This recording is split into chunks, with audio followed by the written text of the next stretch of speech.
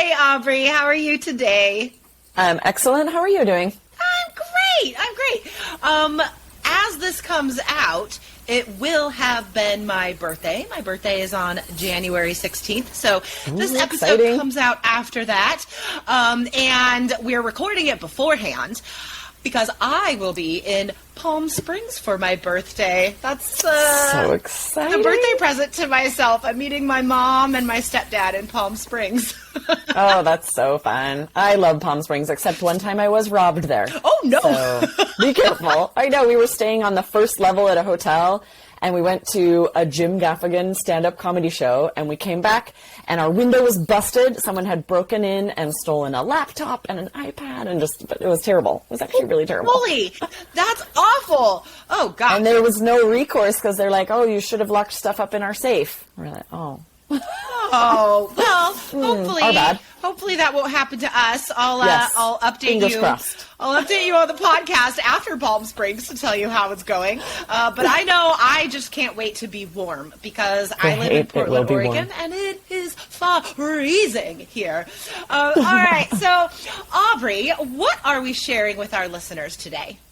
Yes, we are going to share 3 recent questions that listeners have asked us, and Jessica is going to give you her expert examiner advice, feedback, answers to these questions. We know we get lots of questions from you guys, but we do want to let you know you can comment them on videos, on our blog, or you can email us directly at support@allearsenglish.com if you have a question.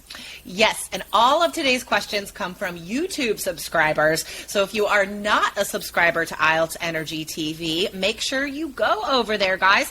We have YouTube-only video lessons that you can't get on the podcast. They're only on the channel, so check that out. Before we get to these excellent student questions today, I want to remind you guys that Lindsay and I are doing an interactive grammar and speaking class. It is a conversation club that we're starting. It is open to everyone all over the world. It is free.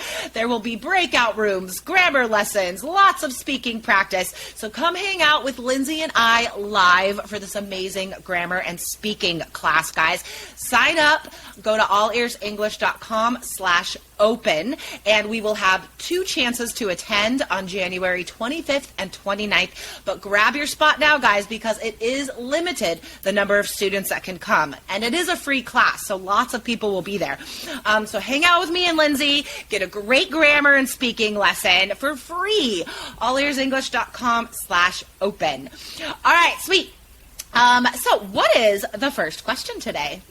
All right, this first question is from Asma. She says, if I couldn't speak properly or couldn't explain properly in the start, and then I speak it properly, what would be the score? So this was a question on a Speaking Part 2 video we did on YouTube. So I'm pretty sure it's focused on Speaking Part 2. And yeah, I mean, that's a very good thing to think about. How do we begin our Part 2 answer? This is something that you have to plan for, because otherwise you could falter, you could hesitate and stutter because you don't know how to begin your answer. And that could affect your fluency score if you are also hesitating and messing up in other parts of the exam. If this is the only time you sort of hesitate and stutter, it won't hurt your score that much, guys, because remember, your score is an overall of your entire speaking performance. So messing up a little bit for a couple seconds is fine. In fact, it's natural. Native speakers do that, right? So instead, let's think about what to plan for. How should we begin our Speaking Part 2 answer, Aubrey? Yeah, you don't want to repeat the question like, today I would like to talk about, right? You want to do it in a more native, natural way. Dive right in with an interesting start, like, I can't wait to tell you about the first party I ever threw. Totally. Right? Dive in, tell them you're excited, and that's going to give you great intonation, too. You can't use a monotone very easily when you're saying you're excited about something. Yeah, I hope not. That would sound weird. That would be very bad. Yeah, just don't use one of these like standard introductions that all students learn and use. I am going to talk about. I will tell you about. Don't say that, you guys. It's so boring. And I mean, natives don't, like, I would say that. It's weird. So instead, just say how you feel about the topic and be honest. If it is a hard topic, say that, right? It gives you context. It gives you more stuff to say about the topic. And it's a natural way to introduce it. So maybe you're asked to describe a book you've read recently. You could say, oh my gosh, I was a little bit terrified when I saw this because I hate to say it, but admittedly, I'm not much of a reader. So it gives you more of a natural, personal way to introduce your answer. Yes, exactly. And you did make a good point there that if you do say, in a monotone, I'm very excited to tell you about the last book I read. Like you're starting it in an interesting way, but with odd, incorrect intonation.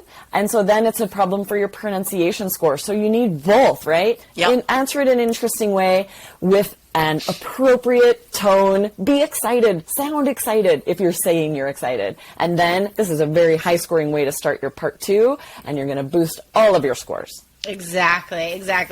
All right, the next YouTube subscriber that we're going to help out today, 2021 FM. That's the name. I don't know. But this person asked a bunch of good questions. So this first one is about the listening test.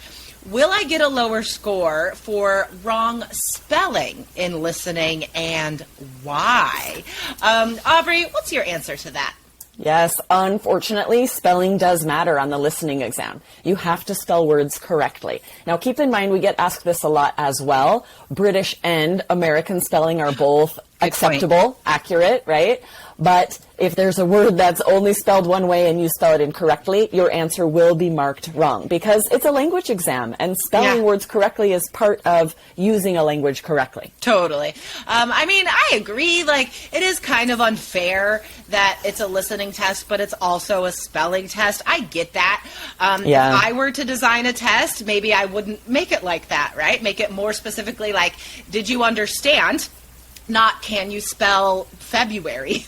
But that's not the way it is on IELTS, guys. So yes, you have to spell the word correctly in order for it to be counted as correct on the listening test. But like Aubrey said, both British and American spellings are accepted, okay? All right, let's do one more question here, Aubrey. What else did 2021 FM ask us? Okay, the question was, I know lots of words in English, but I'm using simple words all the time during speaking and writing. What should I do?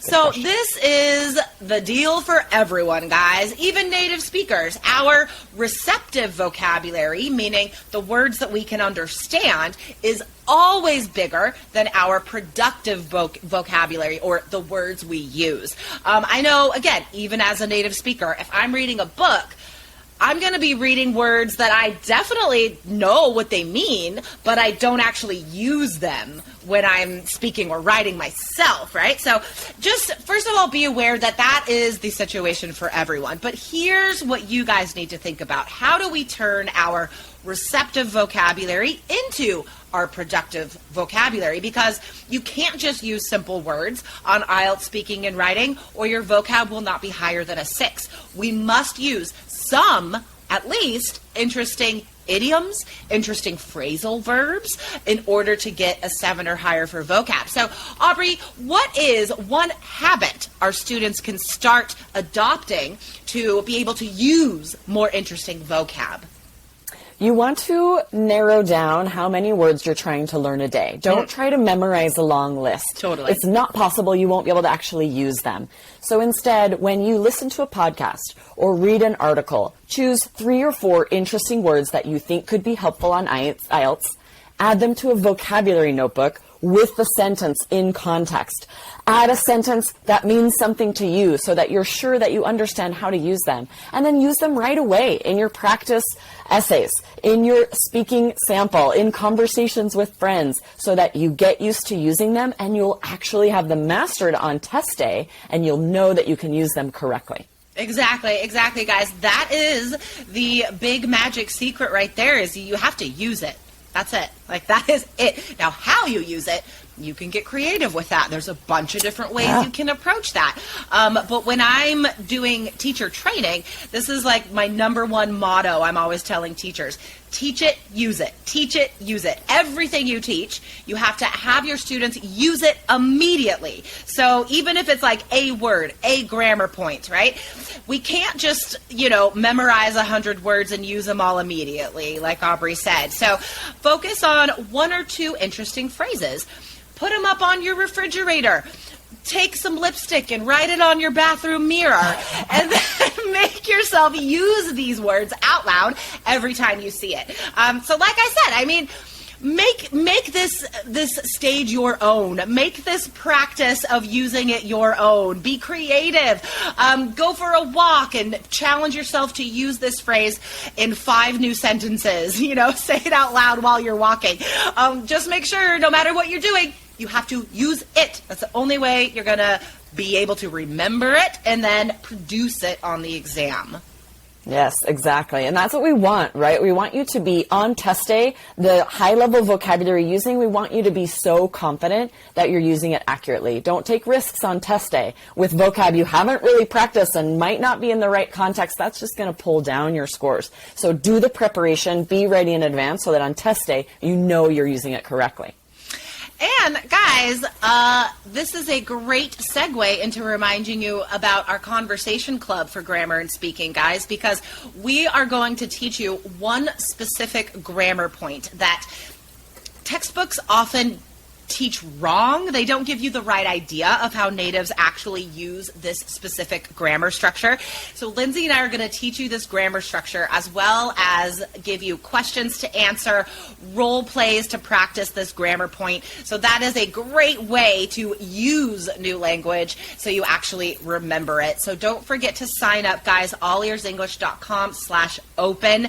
This is the first class we've ever done like this wide open grammar and speaking class with a bunch of students. It's going to be amazing. I'm so excited. So sign up, allearsenglish.com/open. Yes, awesome. I can't wait to hear about it. I think it's going to be amazing. It's going to be so fun. Yes. And if you guys have questions, come to our YouTube channel, subscribe, IELTS Energy TV, and leave your question in the comments.